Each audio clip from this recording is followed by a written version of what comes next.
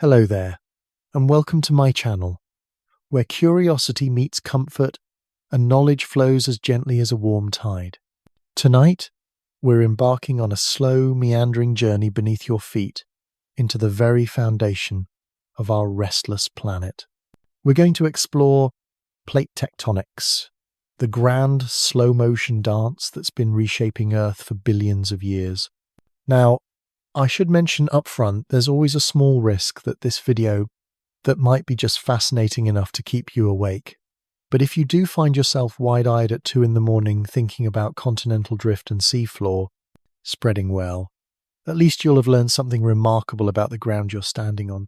Before we begin our gentle descent into Earth's depths, I'd love to know where in the world you're listening from tonight, whether you're tucked in bed in Melbourne, watching the stars fade into dawn, or settling in for the evening in Manchester with rain pattering against your window. You're very welcome here. If you find these slow, thoughtful explorations helpful for unwinding, please consider giving this video a like and subscribing to the Sleepy Sex Scientist. It helps more curious souls find their way to this cozy corner of learning.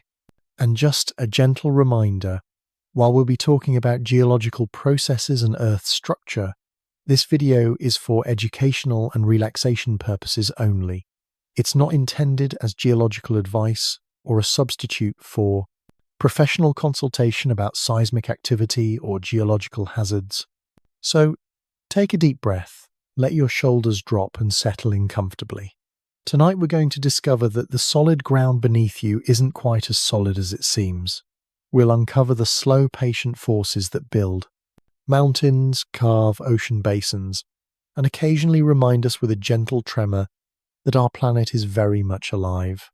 Close your eyes if you'd like, and imagine for a moment that you could see through the floor beneath your feet, through the soil, and bedrock through layers of stone that tell stories spanning millions of years. What you'd discover is that Earth isn't the static, unchanging sphere it appears to be. Instead, it's a dynamic, restless world where continents drift like massive ships across ancient seas, where ocean floors spread apart like slow-motion curtains, and where mountains rise with the patience of geological time.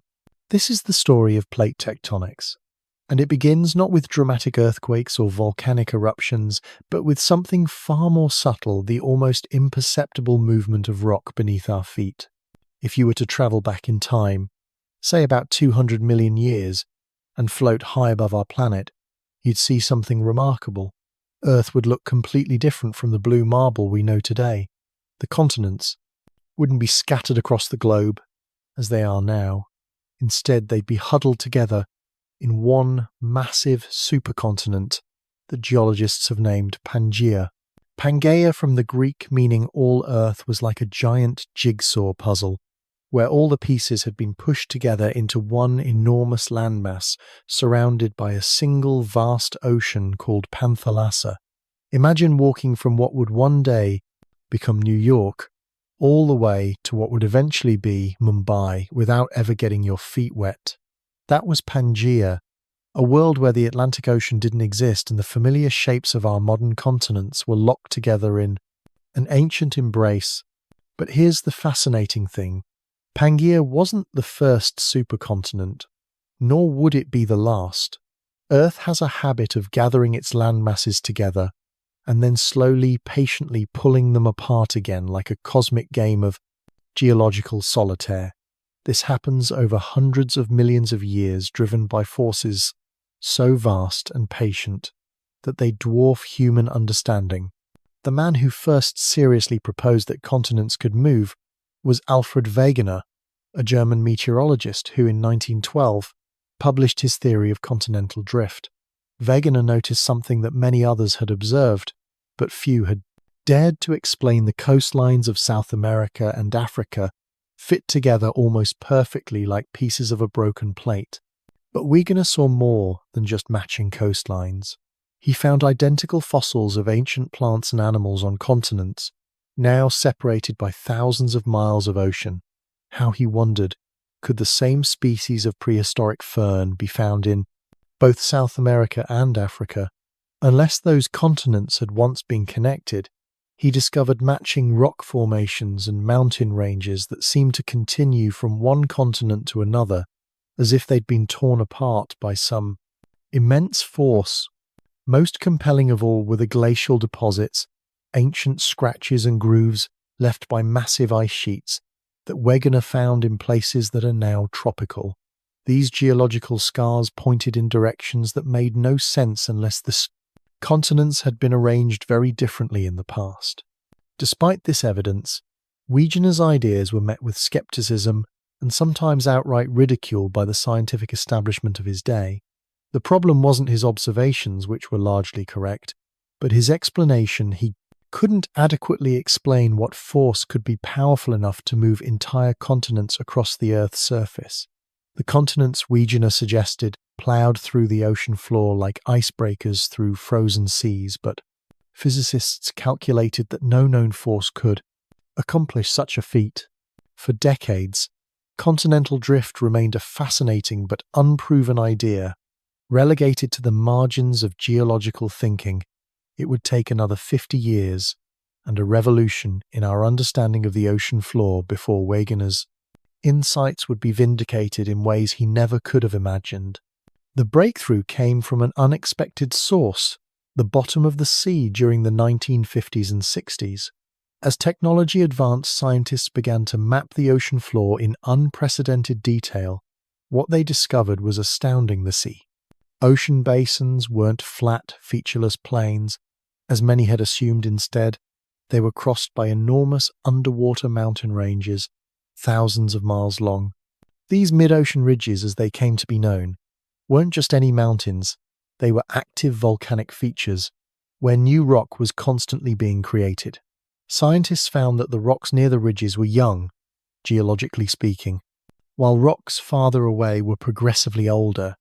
It was as if the ocean floor was being born at the ridges and then slowly moving away like a conveyor belt.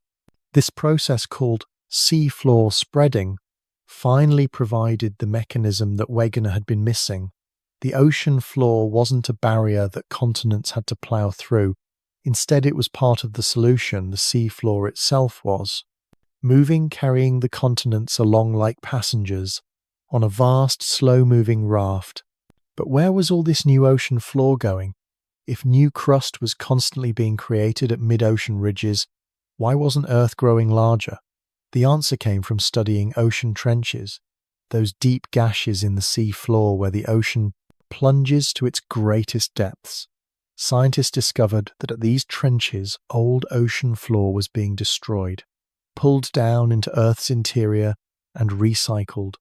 This was the birth of plate tectonic theory, the revolutionary idea that Earth's outer shell isn't one solid piece, but is instead broken into large sections called tectonic plates. These plates float on the partially molten rock, beneath them moving at rates of just a few centimeters per year, about as fast as your fingernails grow. It sounds almost absurdly slow, but over millions of years this patient movement reshapes the entire surface of our planet. Mountains rise and erode away, ocean basins open and close, continents collide and separate in an endless dance of creation and destruction.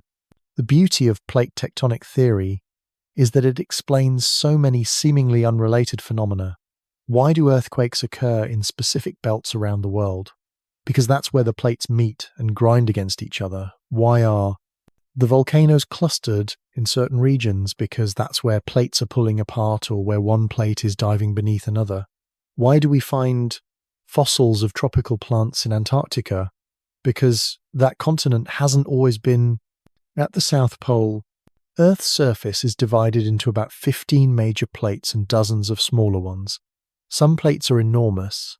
The Pacific plate covers about 1/3 of Earth's surface, while others are relatively tiny regional players. Each plate is a rigid section of Earth's outer layer called the lithosphere, which includes both the crust and the uppermost part of the mantle beneath. These plates don't move randomly. They're driven by heat from deep within the Earth. Heat that's been building since our planet first formed over 4.5 billion years ago. Deep in Earth's interior, radioactive Elements decay slowly, releasing energy that keeps the mantle hot and partially molten. This heat creates convection currents, rising plumes of hot rock and descending flows of cooler material, like the circulation in a pot of thick soup, simmering on a stove. The boundaries where plates meet are where most of the action happens. These boundaries come in three basic types, and each creates its own distinctive geological features. Divergent boundaries are where plates pull apart, creating new crust. As molten rock rises to fill the gap, the Mid-Atlantic Ridge is a perfect example, slowly spreading apart and creating new ocean floor, while pushing Europe and North America farther apart each year. Convergent boundaries are where plates collide, and the results depend on what types of crust are involved when two oceanic plates meet.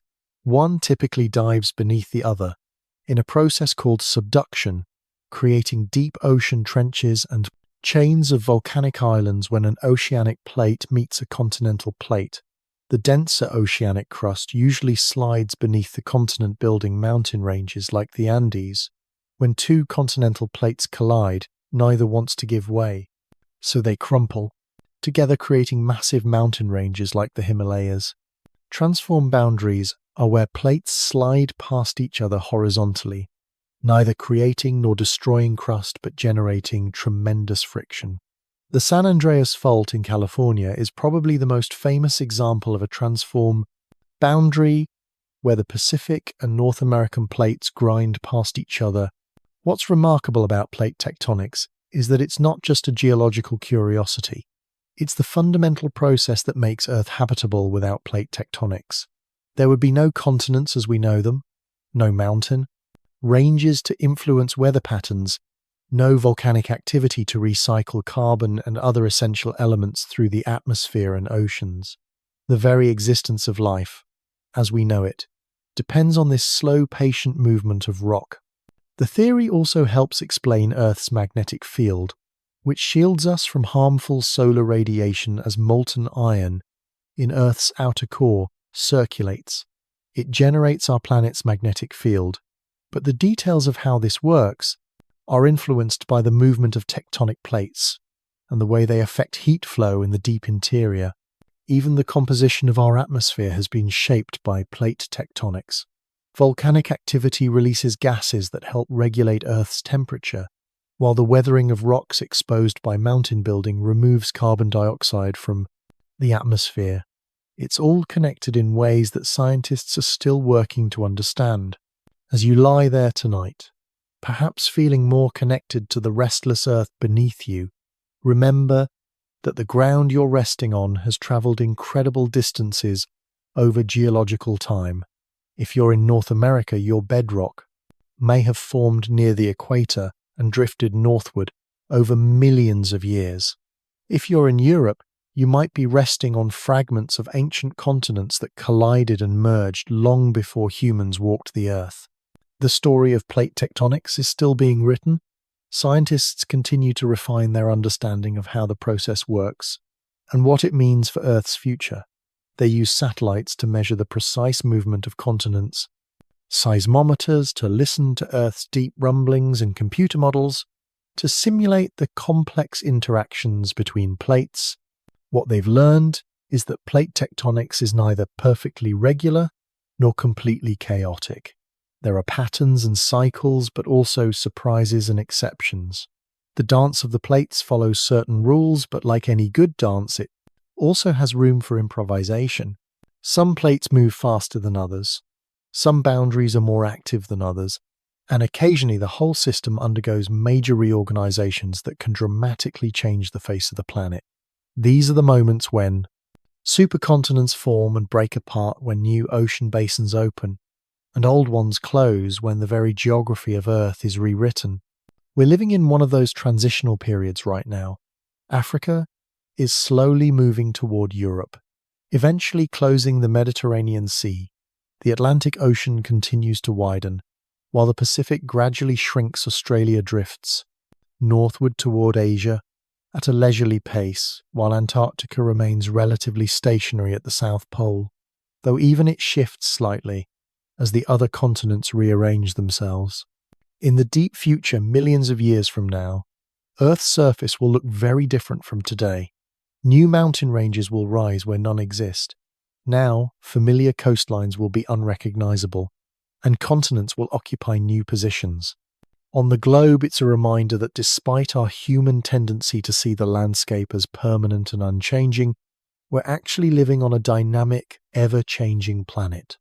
But for now, as you settle into sleep, you can rest comfortably knowing that while the earth beneath you is indeed moving, it's doing so at a pace so gentle, so patient, that you'll never feel it.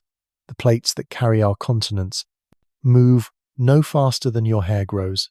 Their ancient dance continues as it has for billions of years, with a rhythm so slow and steady that it becomes a kind of geological lullaby. Tomorrow, the continents will be a few millimeters farther along in their journey, but you'll never notice.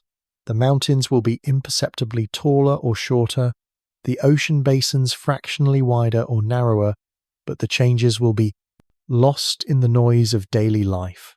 It's only when we step back and look at the grand sweep of geological time that we can see the magnificent choreography of our restless planet.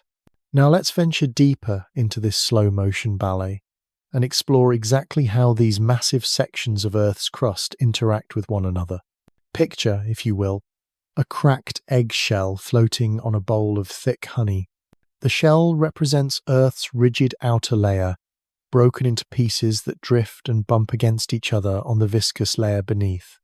This is essentially what's happening beneath our feet, though the scale is almost beyond human comprehension. The lithosphere, as geologists call this outer shell, varies dramatically in thickness depending on where you are. Beneath the continents, it can extend down nearly 200 kilometers into Earth's interior, while under the oceans it may be only 50 kilometers thick.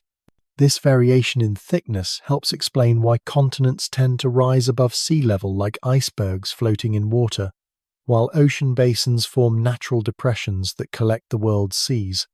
Beneath this rigid shell lies the asthenosphere, a layer of rock so hot that it behaves almost like a very thick liquid over geological timescales.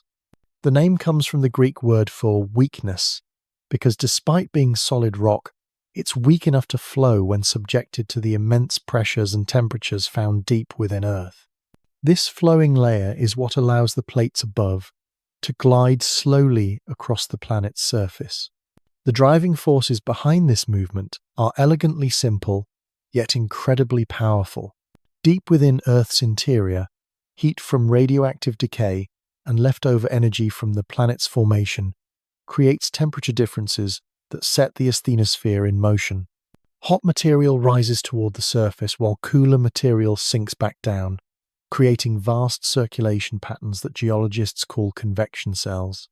These convection currents work much like the circulation you might see in a pot of thick soup heating on your stove. The soup near the bottom gets hot and rises, while cooler soup from the top sinks down to replace it. In Earth's case, this process operates on a scale so vast that a single convection cell might be thousands of kilometers across, and the circulation might take millions of years to complete one cycle. But the asthenosphere isn't the only force moving the plates.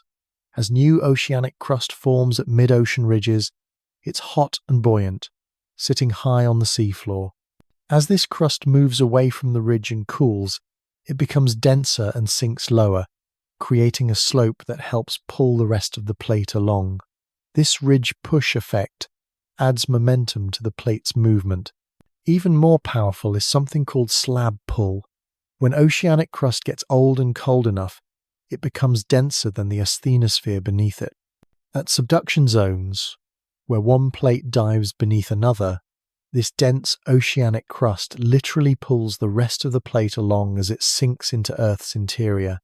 It's like a heavy chain hanging over the edge of a table, pulling the rest of the chain along behind it. These forces work together in a complex dance that varies from place to place around the globe. Some plates are being pushed from behind by ridge formation, others are being pulled from the front by subducting slabs, and many experience a combination of both forces. The result is a patchwork of movement rates and directions that create Earth's diverse geological landscape. The boundaries between plates are where the most dramatic geological activity occurs, and each type of boundary creates its own distinctive features and hazards. At divergent boundaries where plates pull apart, the Earth's crust literally tears open like a slowly unzipping jacket. As the gap widens, hot molten rock from the asthenosphere rises to fill the void, creating new oceanic crust as it cools and solidifies. The Mid-Atlantic Ridge is perhaps the most famous example of this process. Running like a vast underwater mountain range down the center of the Atlantic Ocean, it's slowly spreading apart at a rate of about 2 to 4 centimeters per year. This might seem insignificantly slow, but over millions of years, it's been enough to create the entire Atlantic Ocean basin and push the Americas away from Europe and Africa. If you could somehow drain the Atlantic and walk across its floor, you'd find yourself hiking up the flanks of an underwater mountain range that rivals the Alps or Rockies in scale. The ridge itself rises 2 to 3 kilometers above the surrounding ocean floor, with a central valley or rift where the newest rock is being born. This valley is often dotted with underwater volcanoes and hydrothermal vents, creating oases of life in the deep ocean where strange creatures thrive in the hot, mineral-rich water. Not all divergent boundaries occur underwater, though. In places like Iceland and the East African Rift Valley, we can observe this process happening on dry land. Iceland sits directly atop the Mid-Atlantic Ridge, making it one of the most volcanically active places on Earth. The island is literally being pulled apart, with the eastern and western halves moving away from each other at about 2 centimeters per year. This ongoing separation is constantly renewed by volcanic activity that fills in the gaps with new rock. The East African Rift Valley offers an even more spectacular view of continental breakup in action. Here, the African continent is slowly tearing itself apart along a line that runs from the Red Sea down through Ethiopia, Kenya, and Tanzania. Over millions of years, this rift will likely widen into a new ocean basin, eventually splitting Africa into 2 separate continents. Standing in the Rift Valley today, you can see the evidence of this process everywhere. The land drops away in dramatic escarpments, creating a valley floor that lies hundreds of meters below the surrounding highlands. Volcanic cones dot the landscape, and hot springs bubble up from the depths, all signs of the molten rock that lies not far beneath the surface. It's a preview of what the Atlantic Ocean basin might have looked like in its early stages, hundreds of millions of years ago, but creation is only half the story of plate tectonics. For every square kilometer of new oceanic crust created at divergent boundaries, an equivalent amount must be destroyed somewhere else, or Earth would be constantly growing larger. This destruction happens at convergent boundaries, where plates collide and one is forced to give way to the other. The type of collision depends on what kinds of crust are involved. When 2 oceanic plates meet, the older, cooler and denser plate typically sinks beneath the younger one in a process called subduction. As the descending plate plunges into the hot asthenosphere, it begins to melt, creating magma that rises back toward the surface to form chains of volcanic islands. The islands of Japan, the Philippines and Indonesia all formed this way, built by volcanoes fed by the melting of subducting oceanic crust. These island arcs, as geologists call them, are among the most volcanically active places on Earth, with frequent eruptions and earthquakes marking the ongoing collision between oceanic plates. When an oceanic plate collides with a continental plate, the outcome is different but equally dramatic. The dense oceanic crust still subducts beneath the lighter continental material, but instead of creating island chains, the melting of the descending plate fuels volcanic activity along the continental margin. The Andes Mountains of South America are a perfect example of this process, built by millions of years of volcanic activity as the oceanic Nazca Plate slides beneath the South American continent. These continental volcanic arcs are characterized not only by their volcanic activity, but also by their immense size. The Andes stretch for over 7,000 kilometers along the western edge of South America, making them the longest mountain range in the world. Their peaks include some of the highest points outside of Asia, with several summits exceeding 6,000 meters in elevation. The most spectacular collisions occur when two continental plates meet head-on. Since continental crust is too light and buoyant to subduct easily, these collisions result in massive crumpling and uplift as the two land masses are compressed together. The Himalayan mountain range, including Mount Everest, the world's highest peak, formed when the Indian subcontinent collided with Asia about 50 million years ago. This collision is still ongoing, with India continuing to push northward into Asia at a rate of several centimeters per year. The result is not only the continued growth of the Himalayas, but also the gradual deformation of much of Central Asia. The Tibetan Plateau, sometimes called the roof of the world, has been pushed up to an average elevation of over 4 kilometers above sea level by this ongoing collision. Transform boundaries represent the third type of plate interaction, where plates slide past each other horizontally without creating or destroying crust. These boundaries are characterized by long, linear fault zones where the motion between plates creates tremendous friction and stress in the surrounding rocks. The San Andreas fault system in California is the most famous example of a transform boundary, marking the contact between the Pacific and North American plates. The Pacific plate is moving northwest relative to North America at about 5 centimeters per year, carrying Los Angeles slowly towards San Francisco. Over millions of years, this movement has offset rivers, mountain ranges, and other geological features by hundreds of kilometers. Transform boundaries may not create or destroy crust, but they're among the most hazardous plate boundaries for human populations. The constant grinding motion between plates builds up tremendous stress in the surrounding rocks, which is periodically released in powerful earthquakes. The 1906 San Francisco earthquake, which devastated the city and led to widespread fires, was caused by sudden movement along the San Andreas fault. What makes transform boundaries particularly dangerous is that the motion between plates isn't smooth and continuous. Instead, sections of the fault become locked together by friction, allowing stress to build up over decades or centuries. When the accumulated stress finally exceeds the strength of the rocks, the fault suddenly slips, releasing years of pent-up motion in a matter of seconds. This stick-slip behavior creates a characteristic pattern of seismic activity along transform boundaries. Long periods of relative quiet are punctuated by major earthquakes that can cause catastrophic damage. Scientists have learned to identify these patterns and use them to assess earthquake hazards, though predicting exactly when a major earthquake will occur remains beyond our current capabilities. The complexity of plate interactions means that many boundaries don't fit neatly into these three categories. Oblique convergence occurs where plates collide at an angle, combining subduction or collision with lateral motion. Microplates, small fragments of crust caught between larger plates, can rotate and deform in complex ways, and some boundaries are transitional, changing from one type to another along their length. These complexities remind us that while the basic principles of plate tectonics are elegantly simple, their application to the real world is endlessly fascinating and often surprising.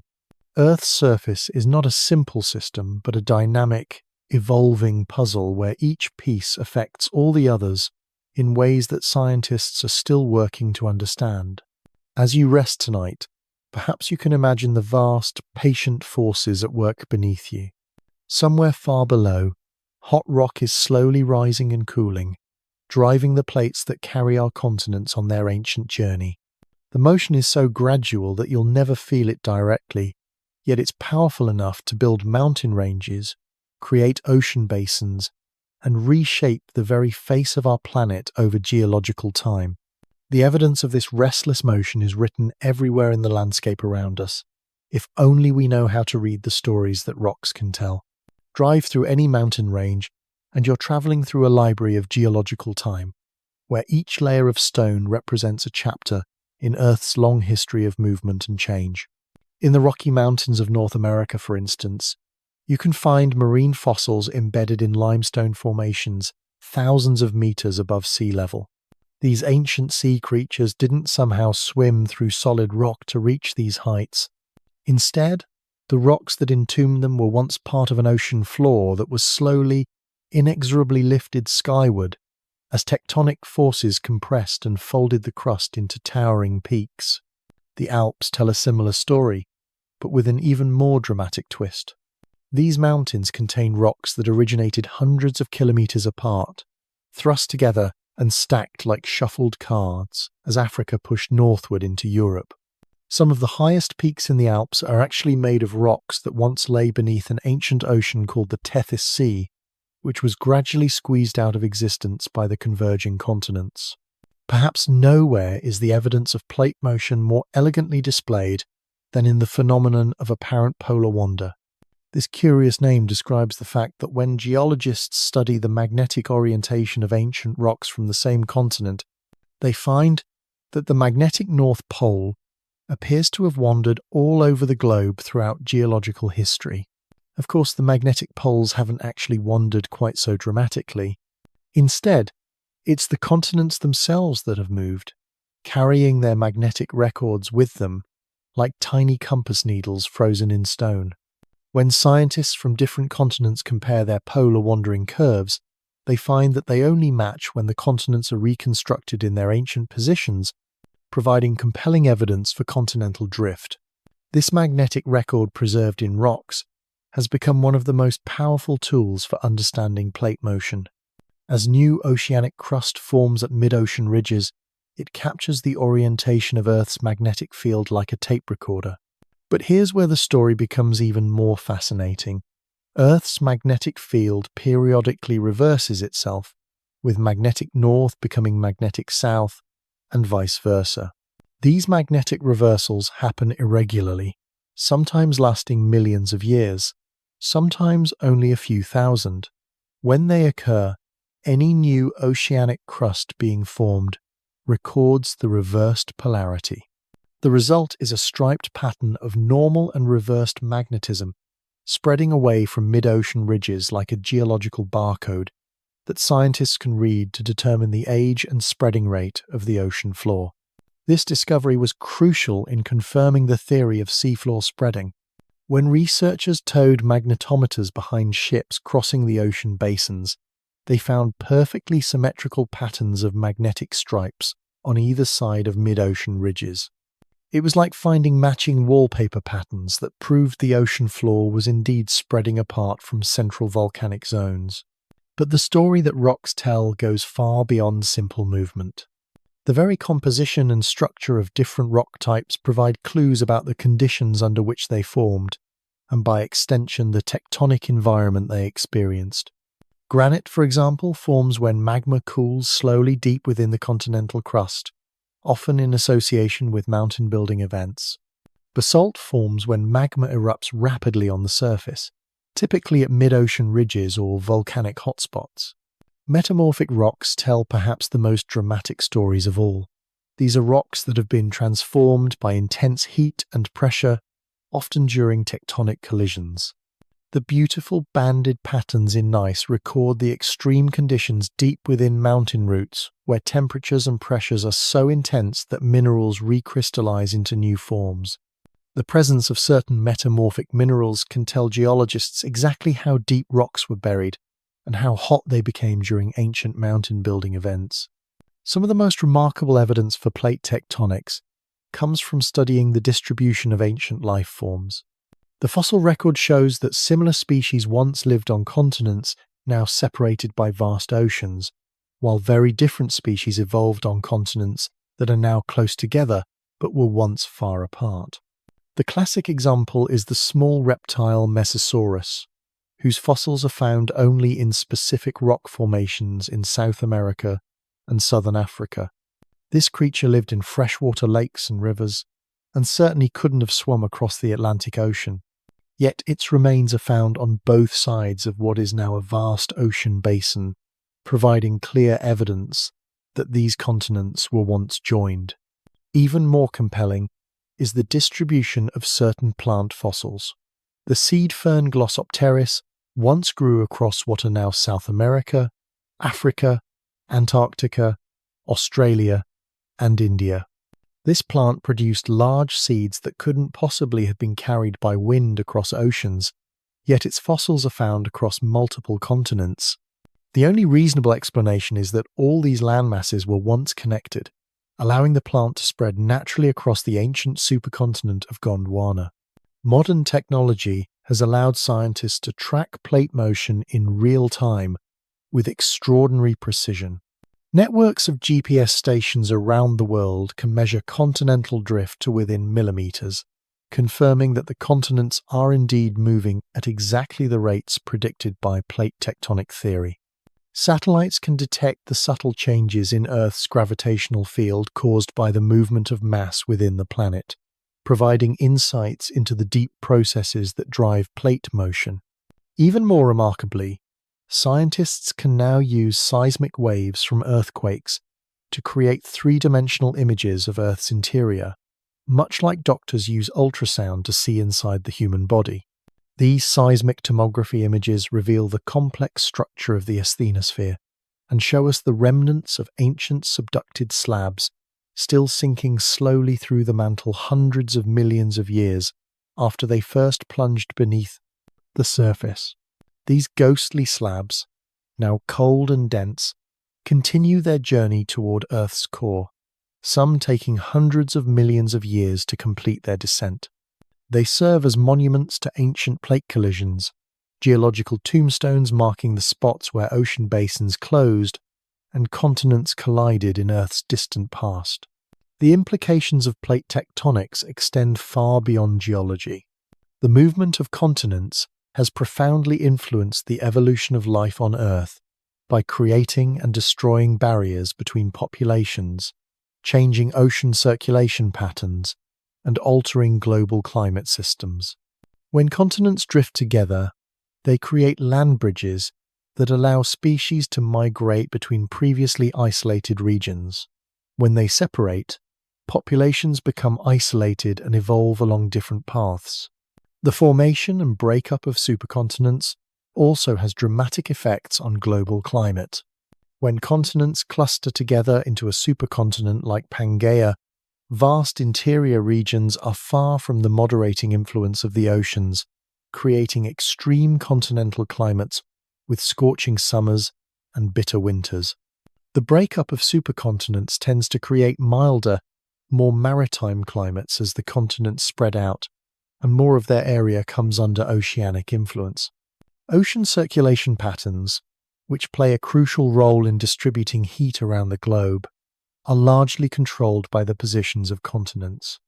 The formation of the Panama Isthmus about 3 million years ago, for example, cut off circulation between the Atlantic and Pacific Oceans, fundamentally altering global ocean currents and contributing to the onset of the ice ages.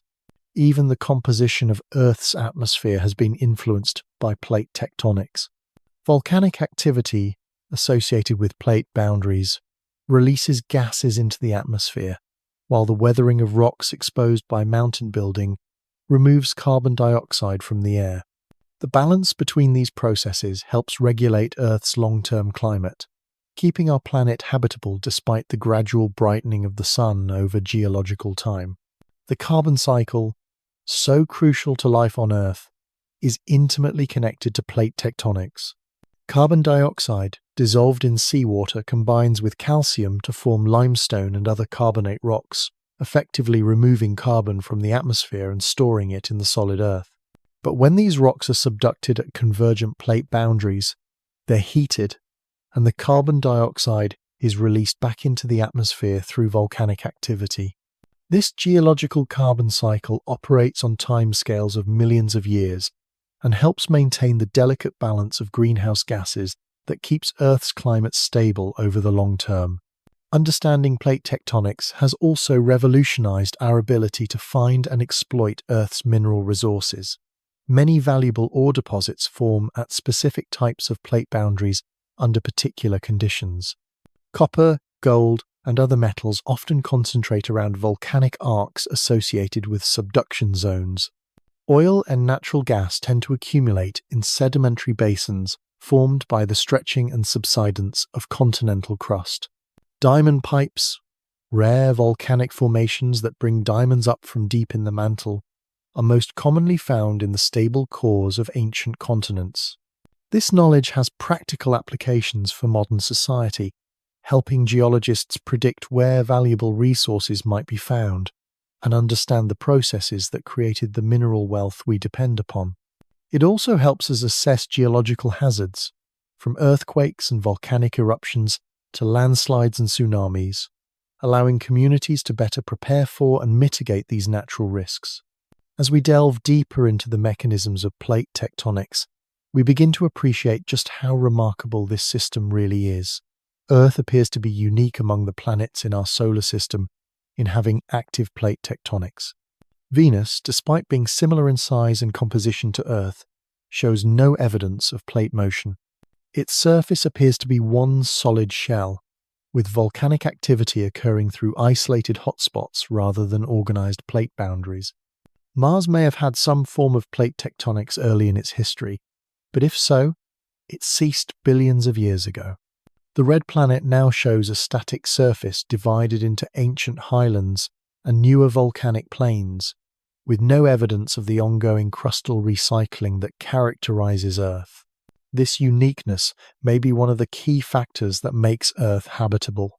Without plate tectonics, there would be no mechanism to recycle carbon between the atmosphere and the solid Earth, no way to regulate the planet's temperature over geological time, and no process to continuously renew the surface and create the diverse environments that life requires. The dance of the plates continues even as you rest, imperceptibly slow, yet relentlessly powerful. Somewhere beneath the Pacific, new oceanic crust is cooling and solidifying, adding to the slow conveyor belt that carries the seafloor away from volcanic ridges. Deep beneath the Andes, old oceanic crust is melting and releasing its water and dissolved materials, fueling the volcanoes that continue to build those towering peaks grain by grain.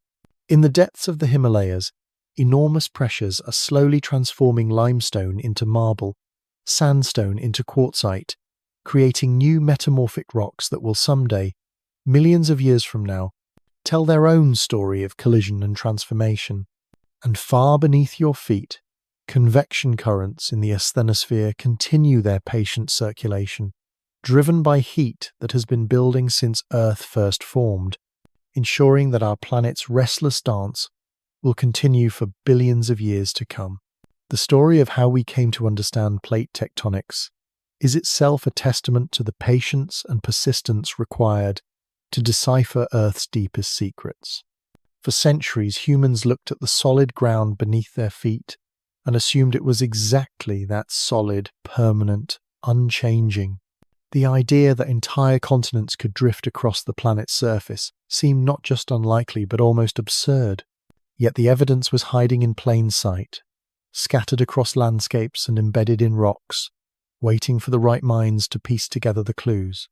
It took a special kind of scientific detective work, the kind that required looking not just at individual pieces of evidence, but at patterns that emerged across vast distances and enormous spans of time. Alfred Wegener, the meteorologist who first proposed continental drift, was exactly this kind of detective.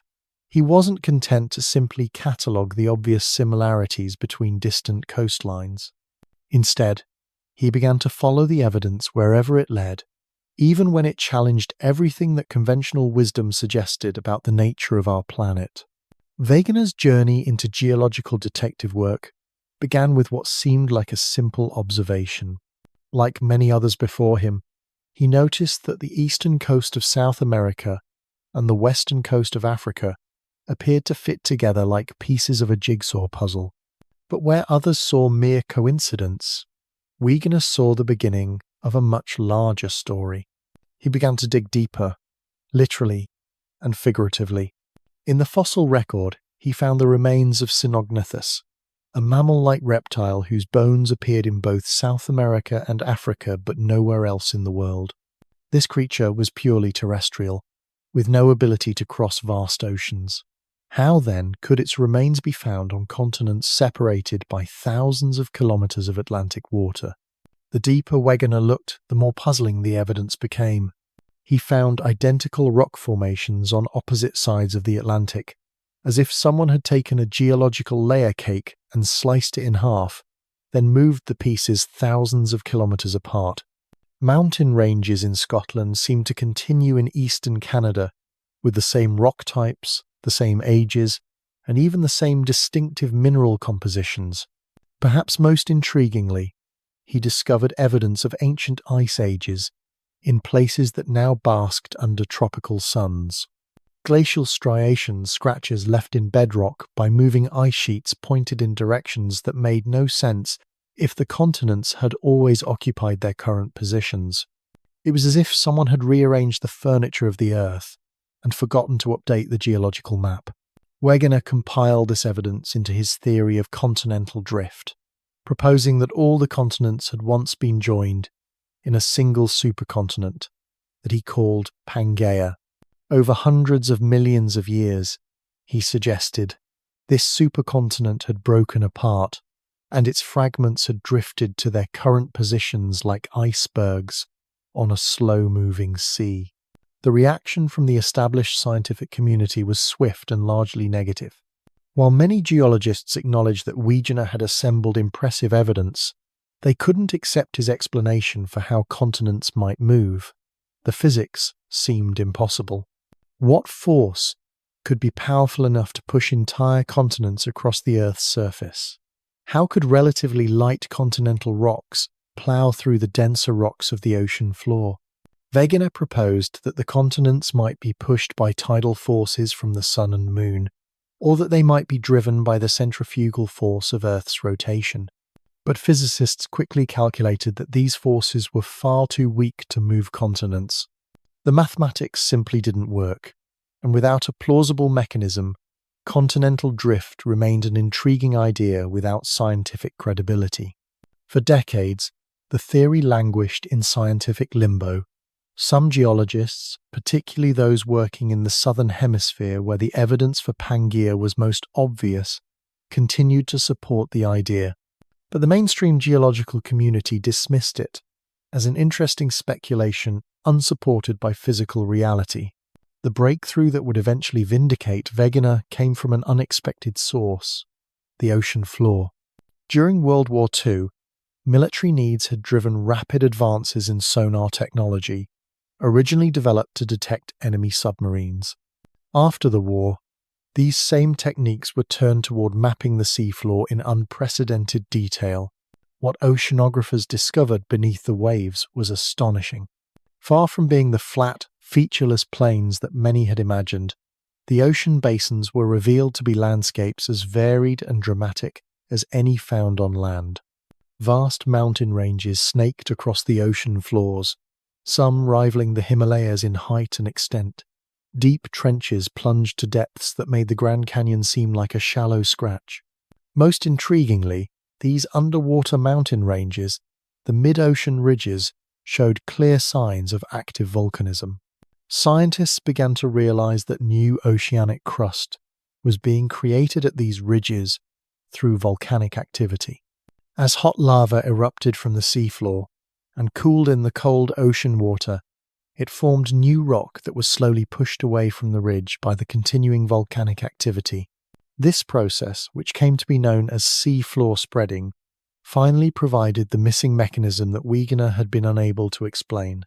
The continents weren't ploughing through the ocean floor like icebreakers through ice. Instead, the ocean floor itself was moving, carrying the continents along like passengers on a vast, slow-moving conveyor belt. The evidence for seafloor spreading became overwhelming as scientists developed more sophisticated ways to study the ocean floor. They discovered that rocks near the mid-ocean ridges were young, while rocks farther away were progressively older. The pattern was perfectly consistent, with new crust being created at the ridges and then slowly moving away. Even more compelling was the discovery of magnetic stripes in the oceanic crust. As we've touched on before, these alternating bands of normal and reversed magnetic polarity created a symmetrical pattern on either side of the mid-ocean ridges, like a giant barcode that recorded the history of Earth's magnetic field reversals and the spreading of the seafloor. But if new oceanic crust was constantly being created at mid-ocean ridges, where was the old crust going? The answer came from studying the deep ocean trenches, those mysterious gashes in the seafloor, where the ocean reached its greatest depths. Scientists realized that these trenches were places where old oceanic crust was being destroyed, pulled down into Earth's interior, and recycled. This process of subduction, where one section of oceanic crust dives beneath another, completed the picture of how Earth's surface could be in constant motion without the planet growing larger. New crust was created at spreading ridges and destroyed at subduction zones, maintaining a dynamic equilibrium that had been operating for billions of years. The revolution in thinking that followed was profound and swift. Within a few years, in the 1962nd, the entire geological community had embraced what came to be known as the theory of plate tectonics. Suddenly, seemingly unrelated phenomena, earthquakes, volcanoes, mountain building, the distribution of fossils, even the shapes of ocean basins could all be explained by the movement of rigid plates across Earth's surface. The theory provided a unifying framework that made sense of decades of puzzling observations. Earthquakes occurred primarily along plate boundaries because that's where the stresses of plate motion were concentrated. Volcanoes clustered in specific regions because that's where plates were either pulling apart or where one was diving beneath another. Mountain ranges formed where plates collided and crumpled the crust between them. What made the theory so powerful was not just its ability to explain existing observations, but its capacity to make testable predictions. If the theory was correct, then specific types of geological activity should occur at predictable locations along plate boundaries. The ages of rocks should follow certain patterns. The chemistry of volcanic rocks should vary depending on the tectonic setting in which they formed. Test after test confirmed these predictions. The theory of plate tectonics wasn't just elegant, it worked. It provided a roadmap for understanding how Earth's surface had evolved over geological time and how it would continue to change in the future. The acceptance of plate tectonics marked one of the great scientific revolutions of the 20th century, comparable in scope and importance to the acceptance of evolution in biology or quantum mechanics in physics. It fundamentally changed how we understand our planet, revealing it to be not a static, unchanging world but a dynamic system in constant motion. Today we take plate tectonics for granted, but it's worth remembering how revolutionary this idea once was. The notion that solid ground could move, that continents could drift, that the very geography of our planet was temporary and changeable. These concepts challenged some of our most basic assumptions about the nature of reality itself. The story also reminds us of the importance of keeping an open mind in science. Wegener's ideas were rejected not because his evidence was poor, much of it was excellent, but because they didn't fit with prevailing theories about how the world worked. It took new technology, new ways of gathering evidence, and a new generation of scientists to recognize that the evidence demanded a fundamental revision of our understanding. This process of scientific revolution continues today as our tools for studying Earth become ever more sophisticated. Satellites can now measure the movement of continents to within millimeters. Computer models can simulate the complex interactions between plates over millions of years. Deep drilling projects bring up samples from the ocean floor that tell detailed stories about past climates and tectonic events. Each new piece of evidence adds another layer to our understanding of how plate tectonics works and how it has shaped our planet's history. We now know, for example, that the process of subduction doesn't just destroy oceanic crust, it also transports water and other materials deep into Earth's interior, where they can influence the formation of magma and the generation of volcanic gases that affect the atmosphere. We've learned that some subducted materials can travel all the way to the boundary between the mantle and the core, more than 2,800 kilometers beneath the surface. There, they may remain for hundreds of millions of years before eventually rising back toward the surface as part of deep mantle plumes that create volcanic hotspots like those that formed the Hawaiian Islands. These discoveries have revealed plate tectonics to be even more complex and interconnected than early researchers imagined. The movement of plates affects not just the surface of the Earth, but the entire planet, from the core mantle boundary to the highest peaks of the atmosphere. It's a truly planetary system that operates on every scale, from local to global. Understanding plate tectonics has also given us new perspectives on Earth's place in the solar system. As we've noted, our planet appears to be unique among the rocky planets in having active plate tectonics, and this uniqueness may be crucial to Earth's habitability. The recycling of crustal materials helps regulate the planet's temperature. The continuous creation of new volcanic rocks provides fresh surfaces for chemical reactions, and the ongoing mountain building creates diverse environments that promote biological evolution. Some scientists have suggested that plate tectonics may be necessary for the development of complex life.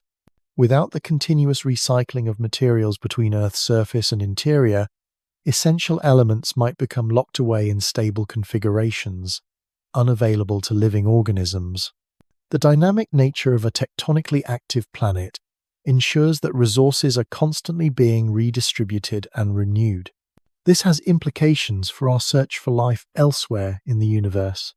When we look for potentially habitable planets around other stars, we might need to consider not just whether they're the right distance from their star to have liquid water, but whether they have the right size and composition to maintain active plate tectonics over geological time. The study of plate tectonics has also given us valuable insights into Earth's future. We can use our understanding of how plates move to predict how the geography of our planet will change over the coming millions and billions of years. Africa will continue to move north, eventually closing the Mediterranean Sea and creating a new mountain range where it collides with Europe. The Atlantic Ocean will continue to widen while the Pacific gradually shrinks. Australia is drifting northward toward Asia and will eventually collide with that continent, creating new mountains and drastically altering the geography of the region. The western coast of California, riding on the Pacific Plate, is slowly moving northwest relative to the rest of North America. In about 50 million years, Los Angeles will be level with San Francisco, assuming both cities are still there to notice. These predictions remind us that even on human timescales, Earth is not a static planet. The mountains we consider permanent fixtures of the landscape are temporary features that will eventually be worn down and replaced by new ones. The coastlines that define our maps are temporary boundaries that will shift as sea levels change and continents drift. Yet for all the grandeur of these geological processes, their pace remains so slow that they form a kind of background rhythm to human existence. You can sleep peacefully knowing that while the ground beneath you is indeed moving, it's doing so at a pace so gentle that it will never disturb your rest. The continents drift no faster than your fingernails grow, their ancient journey continuing with the patience of geological time. Tomorrow morning, North America will be a fraction of a millimeter farther from Europe than it was today.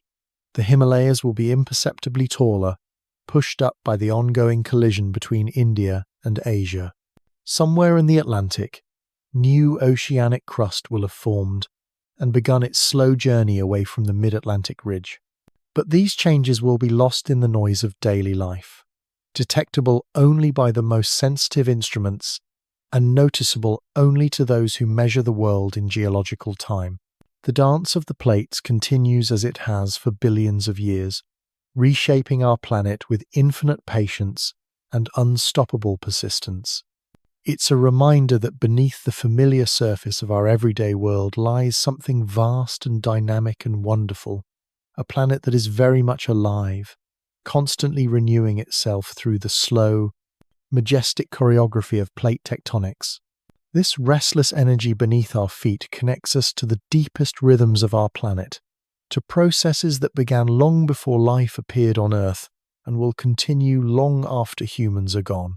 We are temporary passengers on continental rafts that drift across an ancient sea of rock, witnesses to just one brief moment in the endless dance of creation and destruction that has shaped our world since the very beginning. As we drift deeper into understanding how our planet reshapes itself, let's pause to consider something rather remarkable that's happening right now as you rest there listening. Every breath you take, every heartbeat, occurs while you're riding on what geologists call a lithospheric plate, a massive raft of rock that's been carrying you and everything around you on an incredibly slow but persistent journey across the Earth's surface. The plate you're resting on tonight has been moving for millions of years before you were born, and it will continue moving for millions of years after you're gone. If you're in North America, you're traveling northwest at about the same speed a tree grows. If you're in Europe, you're drifting away from North America while simultaneously being pushed toward Asia. If you're in Australia, you're on one of the fastest moving plates, racing northward at nearly 7 centimeters per year toward an eventual collision with Southeast Asia. This might seem like an abstract concept, but the evidence of this motion is written into every landscape around us. Those rolling hills outside your window, the river valleys that carve through your local countryside, even the soil in your garden, all of these features tell stories of tectonic movement if you know how to read them. Consider the humble pebbles you might find on any beach or riverbank. Each one is a tiny archive of geological history, carrying within its mineral structure the record of ancient tectonic events. That smooth piece of granite you might skip across a pond was once part of molten magma deep within the continental crust, formed during some long ago episode of mountain building, when plates collided and compressed the rocks until they melted and reformed. The sandstone you might find in a garden wall was once part of an ancient beach or desert, its grains worn smooth by wind and water before being buried, compressed, and eventually lifted back to the surface by tectonic forces. Even the clay in a pottery mug was created by the slow weathering of rocks that were themselves the products of ancient plate collisions, volcanic eruptions, or seafloor spreading events. These everyday materials connect us directly to the grand machinery of plate tectonics. The calcium in your bones came from ancient marine organisms that lived in seas now long vanished, their shells and skeletons eventually incorporated into limestone that was later dissolved and carried by rivers to the sea, only to be taken up by new generations of life. The iron in your blood was forged in stellar furnaces billions of years ago, but its journey to your body likely included countless cycles through Earth's tectonic system, concentrated in ore deposits by ancient volcanic processes, weathered out of mountain ranges, and eventually finding its way into the food chain. This intimate connection between our bodies and the geological processes that shape our planet reminds us that we are not separate from the Earth, but quite literally made from it. The very atoms that make up your physical being have been recycled countless times through the slow but relentless machinery of plate tectonics. You are, in the most literal sense, made of ancient mountains, vanished seas, and recycled stardust that has been processed through billions of years of geological activity. But plate tectonics doesn't just shape the physical world, it also profoundly influences the climate and weather patterns that affect our daily lives. The position of continents determines how ocean currents flow around the globe, and these currents are among the most important factors controlling regional and global climate. The warm waters of the Gulf Stream, for example, keep northwestern Europe much warmer than it would otherwise be at such high latitudes. This current exists because the continents are arranged in such a way that warm tropical water is channeled northward along the eastern coast of North America before crossing the Atlantic. Mountain ranges created by plate collisions also have dramatic effects on local and regional weather patterns. The Himalayas block moisture-laden air masses from the Indian Ocean, creating the monsoon patterns that bring life-giving rains to much of Asia, while simultaneously creating some of the world's most arid regions in their rain shadow. The Rocky Mountains perform a similar function in North America, wringing moisture from Pacific air masses and creating the Great Plains and deserts of the continental interior. Even the composition of the atmosphere we breathe has been shaped by plate tectonics over geological time. Volcanic activity associated with plate boundaries releases gases into the atmosphere, including water, vapor, carbon dioxide, and sulfur compounds. Meanwhile, the weathering of rocks exposed by mountain building removes carbon dioxide from the atmosphere through chemical reactions that eventually lock carbon away in sedimentary rocks. This geological carbon cycle operates on timescales of millions of years and helps maintain Earth's climate within the narrow range that allows liquid water to exist at the surface. Too little volcanic activity, and carbon dioxide levels would drop so low that the planet would freeze. Too much, and rising greenhouse gas concentrations would create a runaway warming effect like that seen on Venus. The balance is maintained by the slow but steady operation of plate tectonics, which ensures that carbon is continuously cycled between the atmosphere, oceans, and solid Earth. When atmospheric carbon dioxide levels rise, increased weathering of rocks removes more carbon from the air. When levels fall, increased volcanic activity releases more carbon back into the atmosphere. It's a feedback system that has helped keep Earth habitable for billions of years. This interplay between plate tectonics and climate becomes even more fascinating when we consider how it has influenced the evolution of life on our planet. The slow drift of continents has repeatedly brought together and separated populations of plants and animals, creating opportunities for new species to evolve, while isolating others and allowing them to diverge along different evolutionary paths. The formation of the Panama Isthmus about 3 million years ago provides a perfect example of how tectonic processes can trigger evolutionary changes.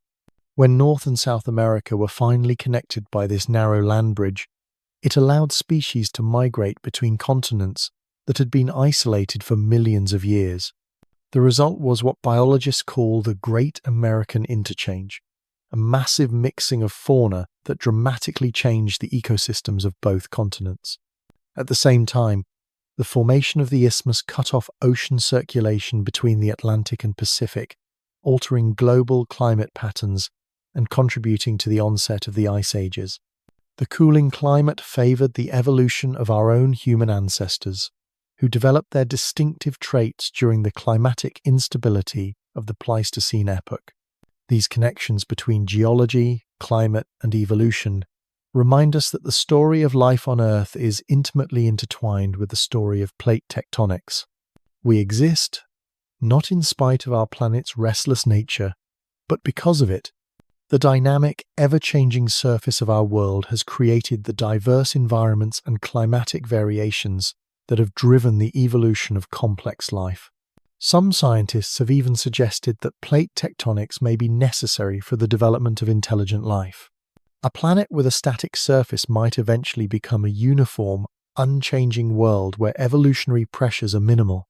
But a world with active plate tectonics constantly creates new environments, new challenges, and new opportunities that drive organisms to adapt, innovate, and eventually develop the complex behaviors and cognitive abilities we associate with intelligence.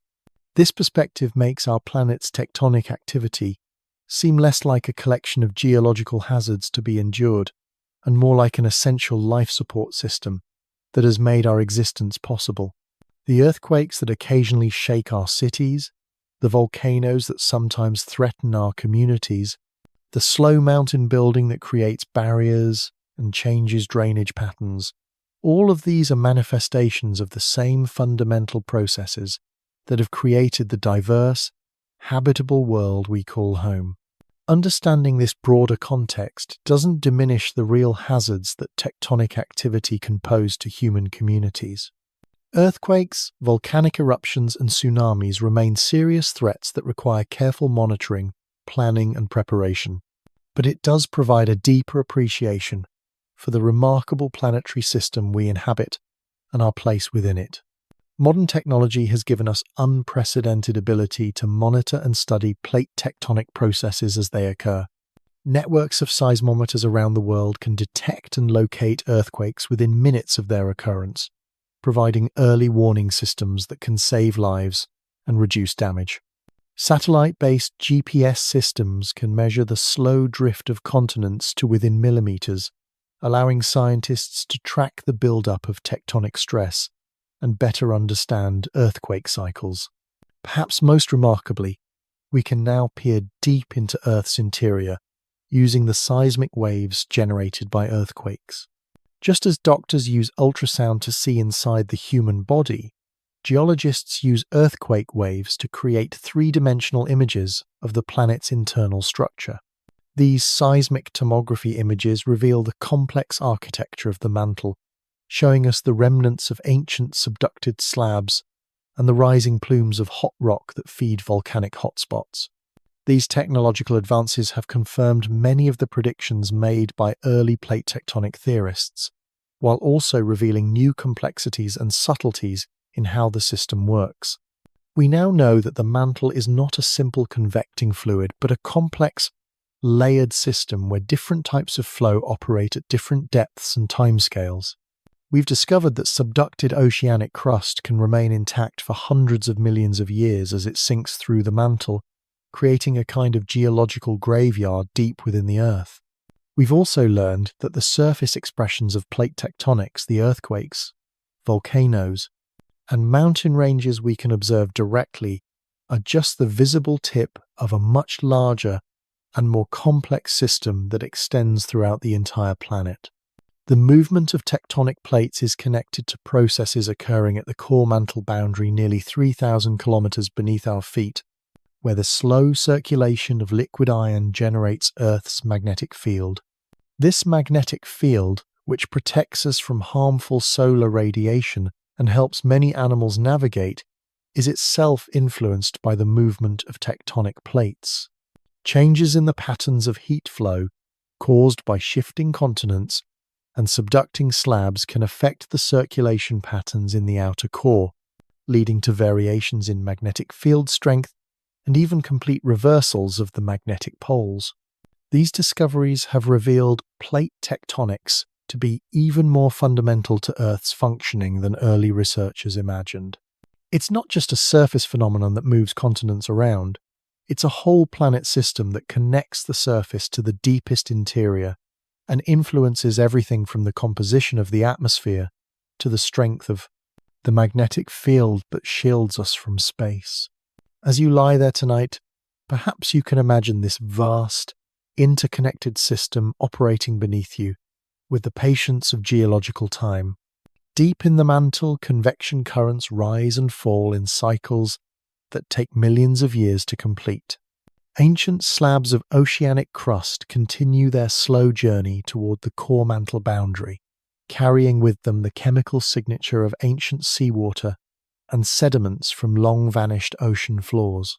At mid-ocean ridges around the world, new oceanic crust is cooling and beginning its journey across the ocean basins, destined to travel for tens or hundreds of millions of years before eventually being subducted and recycled back into the mantle. The continents continue their slow drift across the planet's surface, their positions gradually shifting in response to the deep forces that drive the tectonic system. Mountain ranges continue to rise grain by grain as tectonic forces compress and uplift the crust, while erosion simultaneously wears them down, carrying their debris to the sea where it will eventually become new sedimentary rock. The carbon cycle continues its slow operation, moving carbon between the atmosphere, oceans, and solid Earth in a dance that helps maintain the delicate balance of greenhouse gases that keeps our planet habitable. All of this happens so slowly that it's imperceptible on human timescales, yet it's powerful enough to reshape the entire surface of the planet over geological time.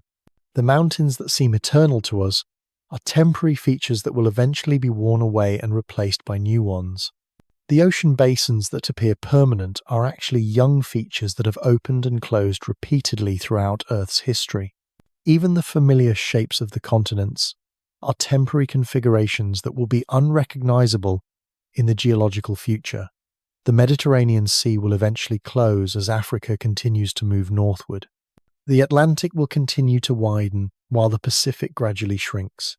New mountain ranges will rise where none exist today, while others will be worn down to their ancient roots. Yet, through all these changes, the fundamental process remains the same. Heat from Earth's interior drives the slow circulation of the mantle, which in turn moves the tectonic plates that carry the continents on their ancient journey.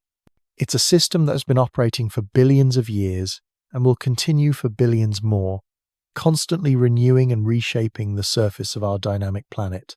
The story of plate tectonics is ultimately a story about time, not human time, measured in minutes and hours and years, but geological time, measured in millions and billions of years. It's a reminder that we exist within a much larger and older story, one that began long before life appeared on Earth, and will continue long after humans are gone.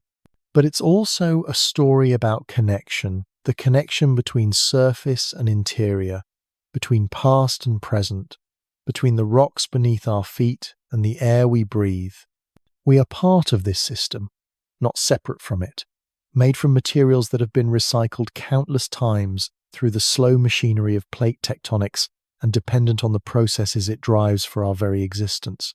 As you settle into sleep tonight, you can rest peacefully, knowing that you're cradled within this ancient system, carried along on a journey that began billions of years ago and will continue long into the future.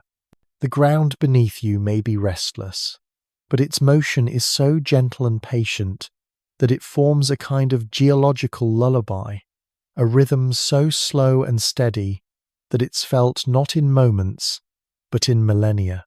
The continents drift like massive ships across the ancient sea of the asthenosphere, following currents of heat and motion that connect the surface to the deepest interior of our remarkable planet. And you, dear listener, are a passenger on this journey, a temporary arrangement of atoms that were once part of ancient mountains and will someday become part of new ones, carried along by the endless, patient dance of our restless Earth. The story of plate tectonics becomes even more intimate when we consider that every single breath you take is connected to this ancient dance. The oxygen molecules filling your lungs right now have cycled through countless geological processes, released from rocks by weathering, absorbed by ancient seas, and eventually finding their way into the atmosphere through the slow but persistent operation of our planet's tectonic machinery. Think about the water you drank today, the simple H2O that makes up more than half of your body weight. Those water molecules have traveled an extraordinary journey through geological time, perhaps once locked in crystalline structures deep within subducting slabs, heated and released as steam from volcanic vents, condensed into clouds, and fallen as rain to nourish the landscapes around us. Some of that water may have been trapped in rocks for millions of years before being liberated by the grinding motion of tectonic plates. Even the soil that grows the food we eat tells this same story of patient geological processes. The rich earth that supports agriculture and forest ecosystems is largely the product of weathered rock, broken down grain by grain by the slow but relentless forces of erosion and chemical decay. Mountains built by ancient plate collisions provide the raw materials that, given enough time, become the fertile plains and valleys where human civilization has flourished. This connection between geology and life becomes particularly striking when we consider how plate tectonics has influenced human history itself. The distribution of mineral resources that powered the Industrial Revolution was largely determined by ancient tectonic processes. Coal deposits formed in swampy lowlands that existed hundreds of millions of years ago, when the continents were arranged very differently. Oil and natural gas accumulated in sedimentary basins, created by the stretching and subsidence of continental crust during episodes of rifting and seafloor spreading. The metals that built our cities and technologies were concentrated by geological processes associated with plate boundaries. Copper deposits often form near volcanic arcs, where oceanic plates subduct beneath continental margins. Gold may be transported by hydrothermal fluids associated with mountain-building events.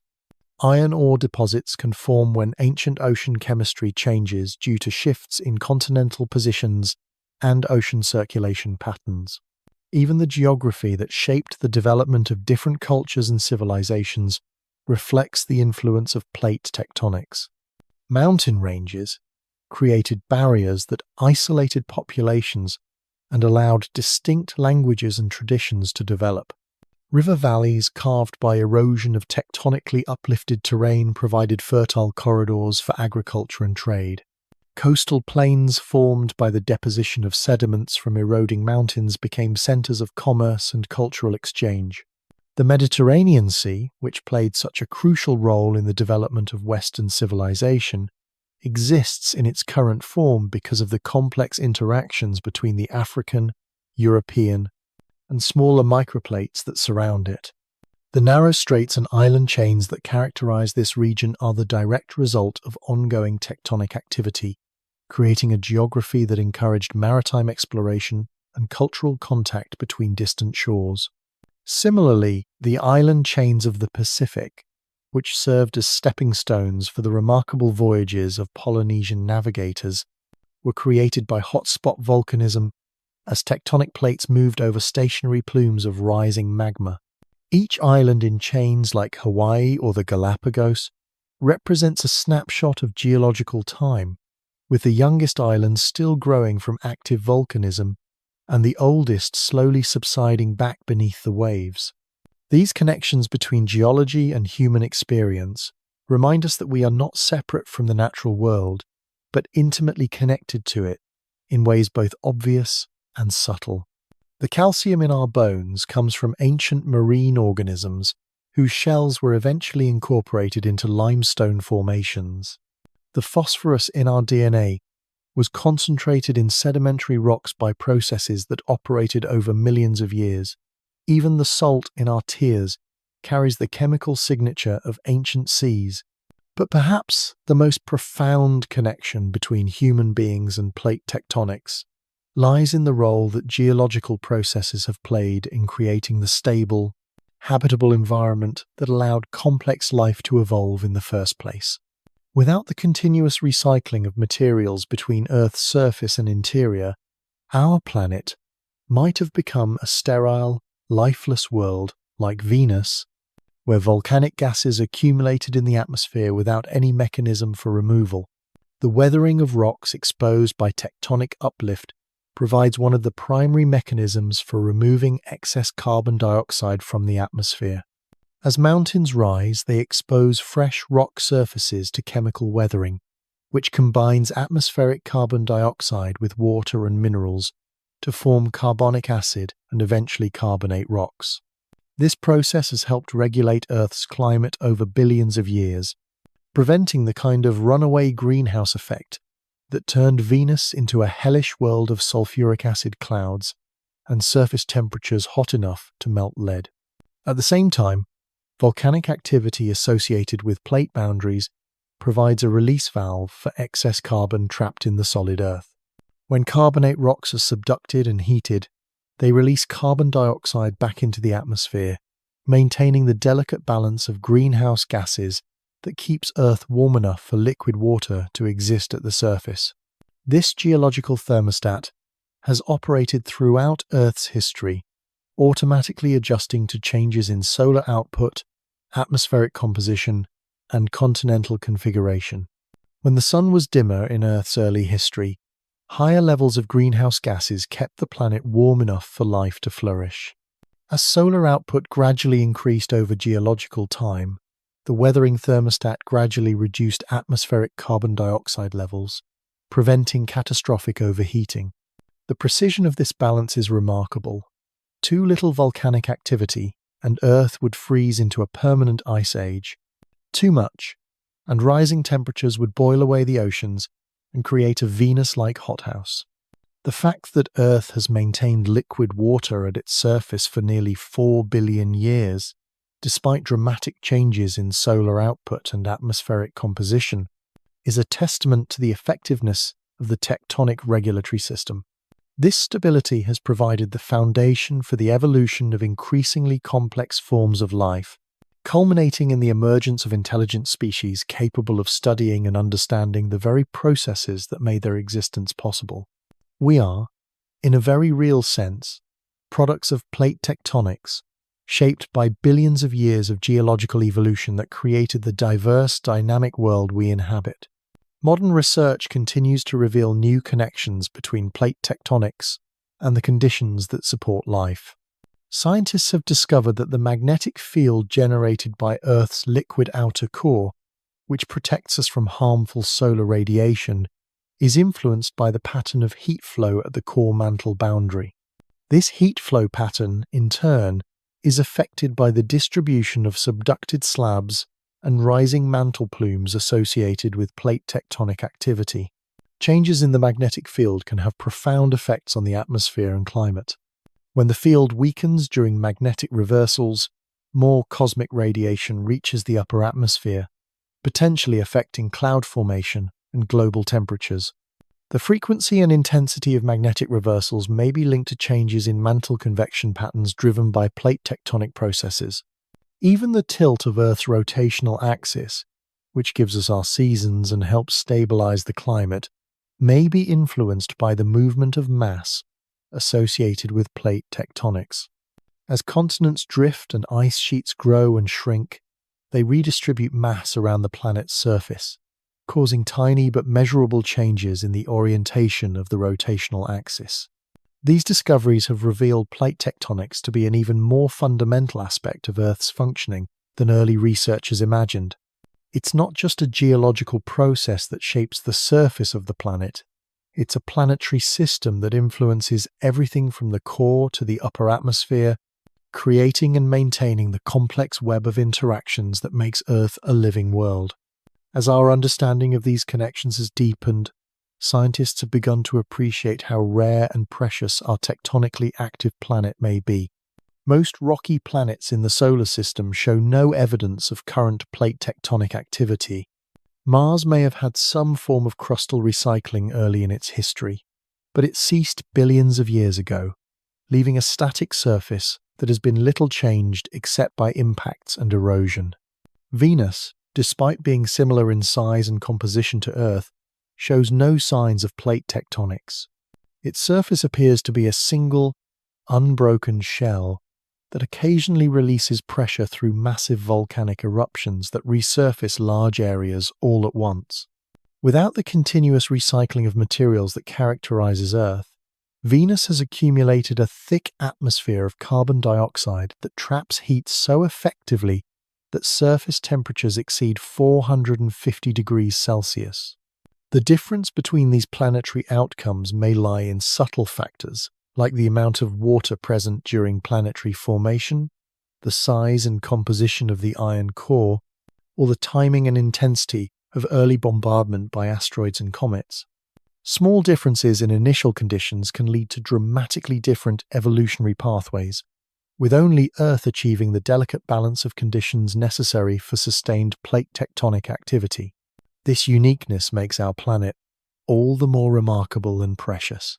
We live on what may be an extraordinarily rare type of world, one where the interior remains hot and active enough to drive continuous surface renewal, where water exists in abundance to lubricate the machinery of plate tectonics, and where the magnetic field provides protection from the harsh radiation environment of space. The implications extend beyond our own planet to our search for life elsewhere in the universe. As we discover thousands of planets orbiting other stars, we're learning that simply being in the habitable zone where liquid water can exist may not be sufficient for the development of complex life. A planet may also need to have active plate tectonics to maintain the kind of stable, long-term habitability that allows evolution to produce complex organisms. This adds another layer of rarity to the already stringent conditions required for life as we know it. Not only must a planet be the right size, at the right distance from its star, with the right atmospheric composition, but it may also need to maintain active geology over billions of years. The number of worlds that meet all these criteria may be much smaller than early estimates suggested. Yet here we are, living on just such a world, carried along by the patient motion of tectonic plates through a universe where such motion may be exceedingly rare. Every moment of our existence is made possible by the slow but persistent dance of rock and heat that has shaped our planet for billions of years and will continue long after we're gone. As you rest there tonight, perhaps you can feel a deeper connection to this ancient process. The bed you're lying on rests on foundations that extend down through soil and rock to the very roots of the continents. Those foundations are moving, imperceptibly but persistently, carrying you on a journey that began billions of years ago and will continue for billions more. The atoms in your body have participated in this journey countless times before, cycling through rocks and oceans and atmospheres, taking part in the grand recycling system that has kept Earth dynamic and habitable throughout its long history.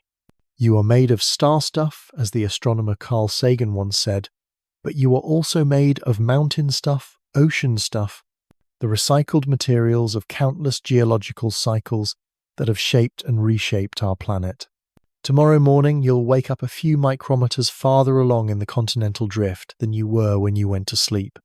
The mountain ranges on the horizon will be imperceptibly taller or shorter, depending on whether tectonic forces are currently compressing or extending the crust in your region. Somewhere in the world's oceans, new seafloor will have formed and begun its slow journey toward distant subduction zones. These changes are so gradual that they're imperceptible on human timescales, but they're part of a process so powerful and persistent that it has created every landscape on Earth. The valley you drove through today, the hills that frame your local horizon, even the flat plain where your town sits, all of these features tell stories of tectonic forces operating over millions of years. The river that flows past your city carved its channel partly because tectonic uplift created the slopes that guide its path. The soil in local farms developed from rocks that were uplifted, weathered, transported and deposited through processes driven ultimately by the heat and motion deep within the earth.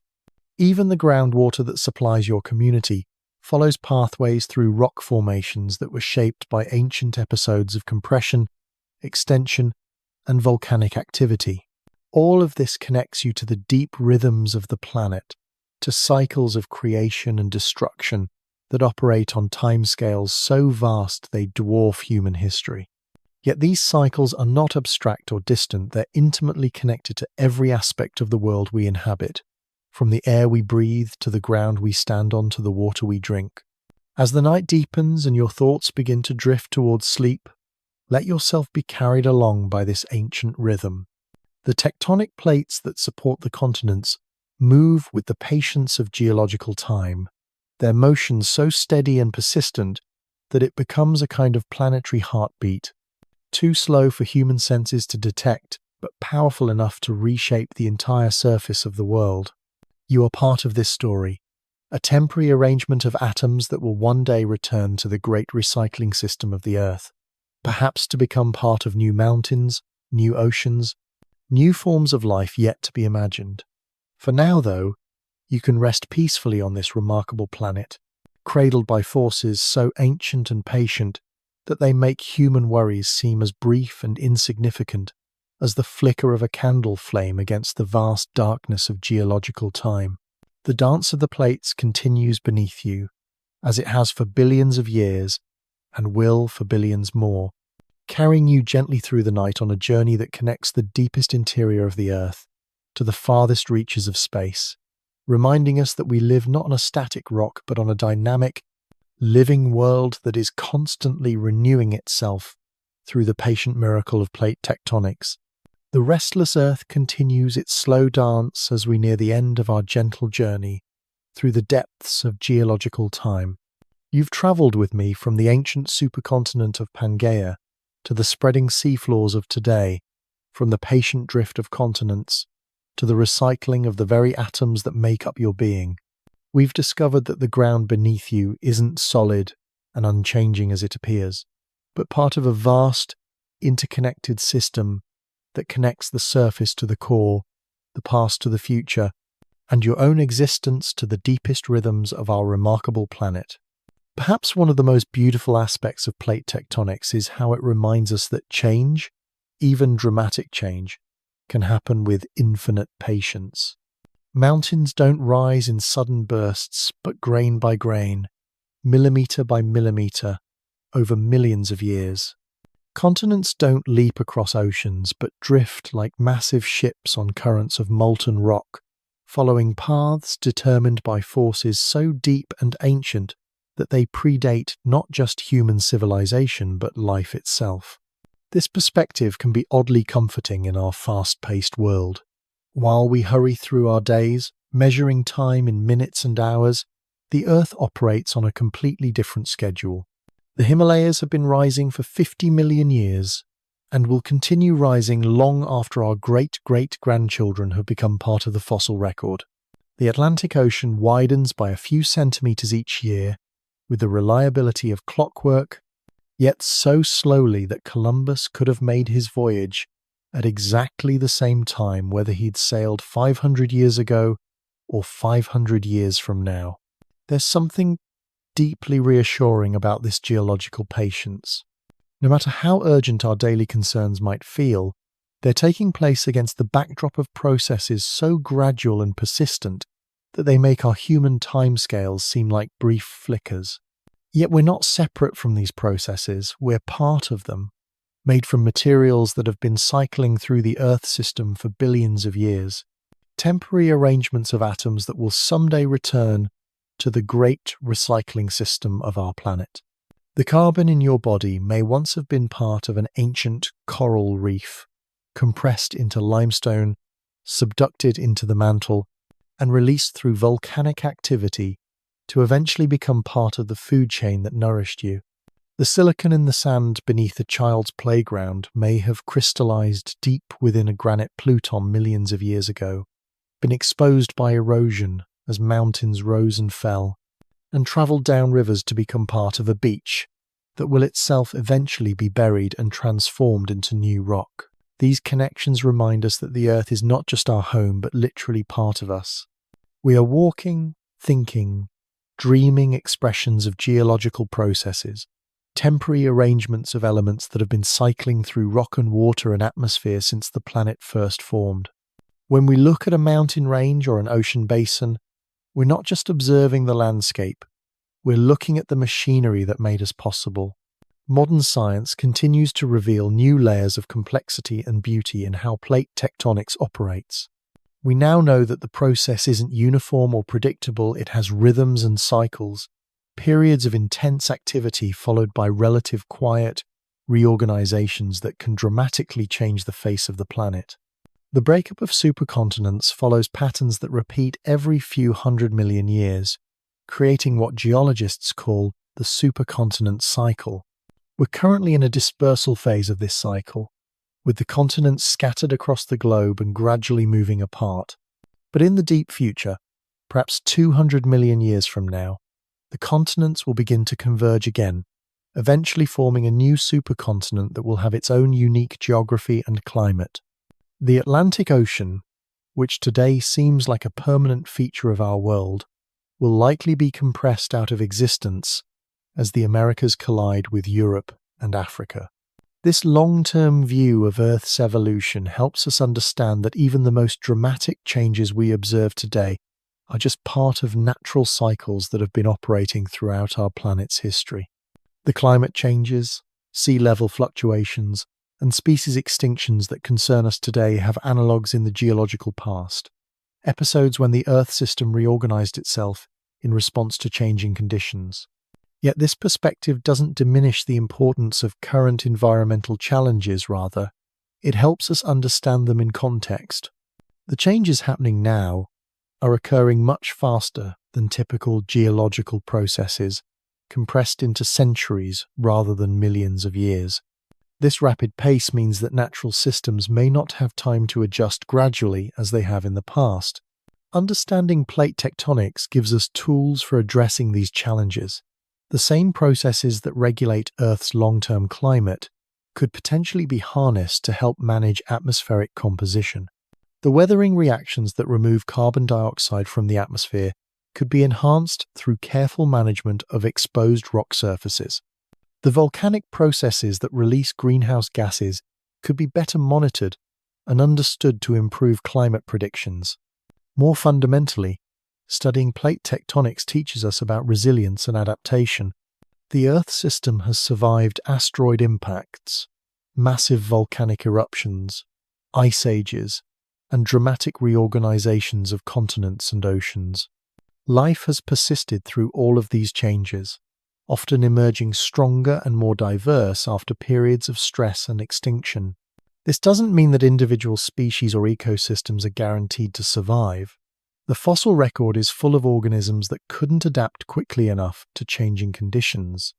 But it does suggest that the overall system has remarkable resilience, built up through billions of years of responding to change and disturbance. As you settle deeper into rest tonight, perhaps you can draw some comfort from this long view of Earth's history.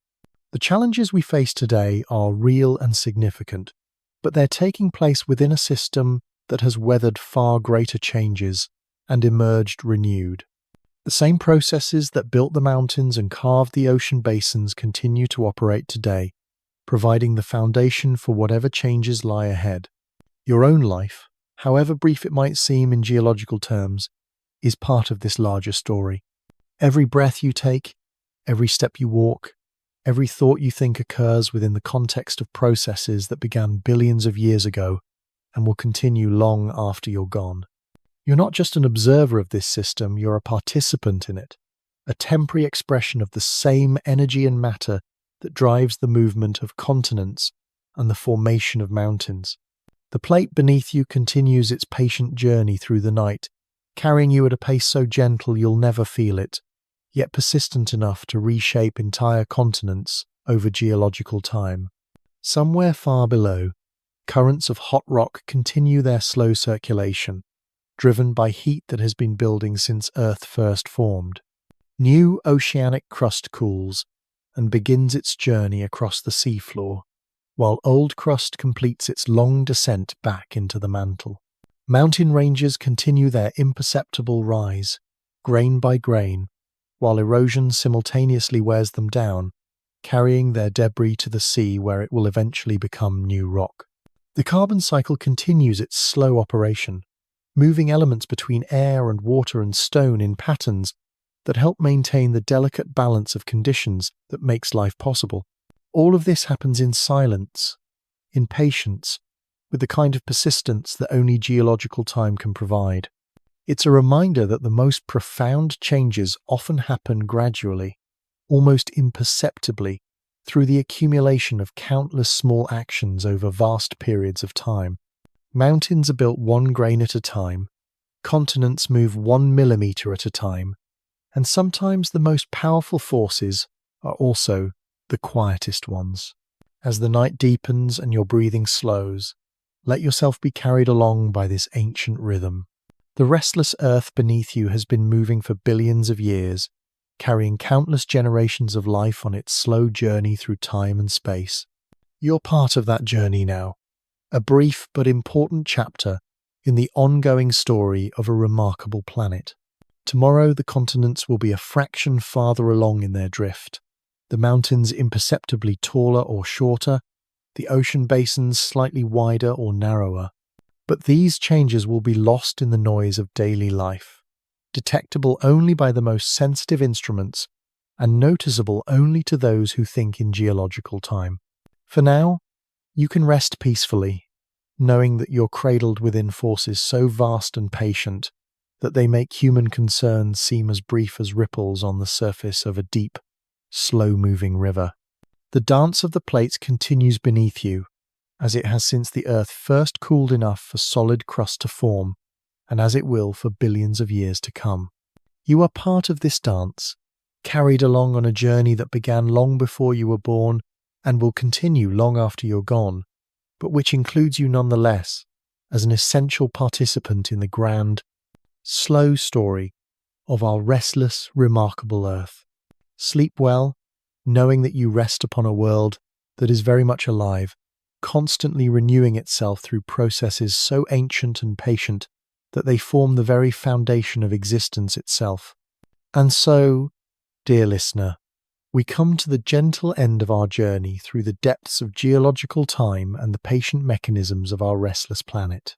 From the first hints that continents might drift to our modern understanding of the vast machinery that drives their motion, we've discovered that the solid ground beneath us is anything but solid, anything but still. If you've found this slow exploration of plate tectonics soothing, if it's helped you settle into the quiet rhythm of geological time, I'd be deeply grateful if you gave this video a like and perhaps subscribe to The Sleepy Scientist. It helps other curious souls find their way to these gentle journeys through the wonders of our world. Before you drift off completely, I'm curious once more, where in the world are you resting tonight, and what time is it in your corner of our drifting continents? Whether you're settling into bed in Sydney as the southern hemisphere turns towards summer, or watching the late evening fade in Stockholm with winter approaching, you're all passengers on the same remarkable journey, carried along by forces so patient and persistent that they've been reshaping the world since long before any of us existed. Rest well, knowing that you're part of something vast and ancient and beautiful, a living planet that continues its slow, magnificent dance through space and time, carrying all of us along on the gentlest of journeys through the endless story of our restless Earth.